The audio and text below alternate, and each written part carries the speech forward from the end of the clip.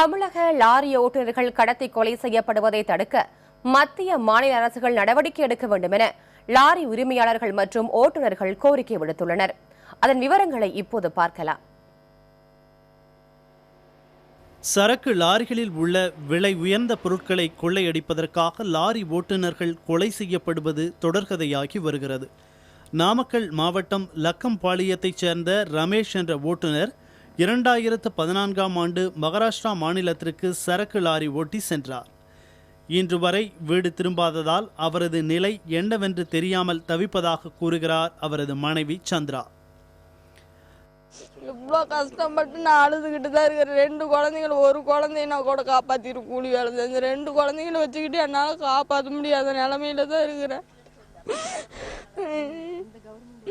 CM பேர்ல letter போட்டு எனக்கு எந்த ஹெல்ப் பண்ணவே இல்லை. லாரி ஓட்டுநர் வேளையில் உயிருக்கு உத்தரவாதம் இல்லை என வருத்தம் தெரிவிக்கின்றனர் லாரி ஓட்டுநர்கள். தமிழ்நாடு ஸ்டேட்டில் ஒன்றும் பிரச்சனை இல்லை, போக்குவரத்துக்கோ வழி நைட்டில் பிரச்சனைக்கோ எந்த பிரச்சனையும் கிடையாது. ஆனால் வெளி மாநிலத்தில் போகும்போது எல்லா இதுவும் நம்ம எல்லா பிரச்சனைக்கும் நம்ம ஆளாக வேண்டியதாக இருக்குது. அதுக்கு கவர்மெண்ட்டாக பார்த்து தாங்க ஸ்டெப் எடுக்கணும். பாதுகாப்பு இல்லாத இடங்களில் லாரியை நிறுத்துவதை தவிர்ப்பதும், கொள்ளையர் நடமாட்டம் உள்ள பகுதிகளில் இரவு பயணத்தை தவிர்ப்பதுமே இதுபோன்ற கடத்தல் கொலை சம்பவங்களிலிருந்து தப்பிக்க வழி என்கின்றனர் லாரி உரிமையாளர்கள். ஒரு இடத்துல பிரச்சனை, ஒரு ஏரியா பிரச்சனையாக இருக்குது அப்படின்னா அந்த ஏரியாவில் 10 பேர் சேர்ந்து தான் போகணும். அப்படி இல்லையா, ஒருத்தன் ஃபாலோ பண்ணுறான், நம்ம வண்டியை ஃபாலோ பண்ணுறோம் அப்படின்னா கரெக்டாக 2 தடவை 3 தடவை ஸ்லோ பண்ணி பார்த்துட்டு நிற்கிறான், பிரச்சனை பண்ணுறான் அப்படின்னா நாம் ஒரு இடத்துல சேஃப்டியான இடத்துல நிறுத்திட்டு கூட வர வண்டியாரங்களுக்கு இன்ஃபர்மேஷன் கொடுக்கலாம். அப்படி கொடுத்தா எந்த பிரச்சனையும் இல்லை.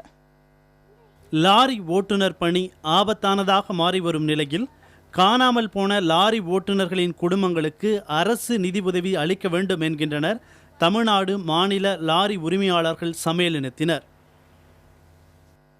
லாரிகள் காணாமல் போய்விட்டால் 6 மாதத்தில் லாரிகளுக்கு இன்சூரன்ஸ் மூலியமாக பணத்தை பெற்றுக்கொள்கிறார்கள். லோடு காணவில்லை என்று சொன்னால் ஸ்டெர்லைட் கம்பெனிகள் 6 மாதத்தில் அவர்களுடைய ஈப்பீட்டு தொகை வாங்கிக் கொள்கிறார்கள்.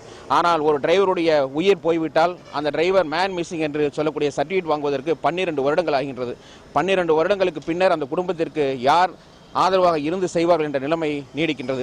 தமிழகத்தைச் சேர்ந்த லாரி டிரைவர்கள் தமிழகம் பிற மாநிலங்களில் கடத்தி கொலை செய்யப்படுவதும் தொடர்ந்து நடைபெற்று வருகிறது. இதனை தடுக்க மத்திய மாநில அரசுகள் நெடுஞ்சாலைகளில் போக்குவரத்தை தொடர்ந்து கண்காணித்து ஓட்டுநர்களுக்கு உரிய பாதுகாப்பு வழங்க வேண்டும் என்பதே அனைவரின் எதிர்பார்ப்பாக உள்ளது. புதிய தலைமுறைக்காக ஒளிப்பதிவர் ராஜ்குமாருடன் நாமக்கலிலிருந்து துரைசாமி.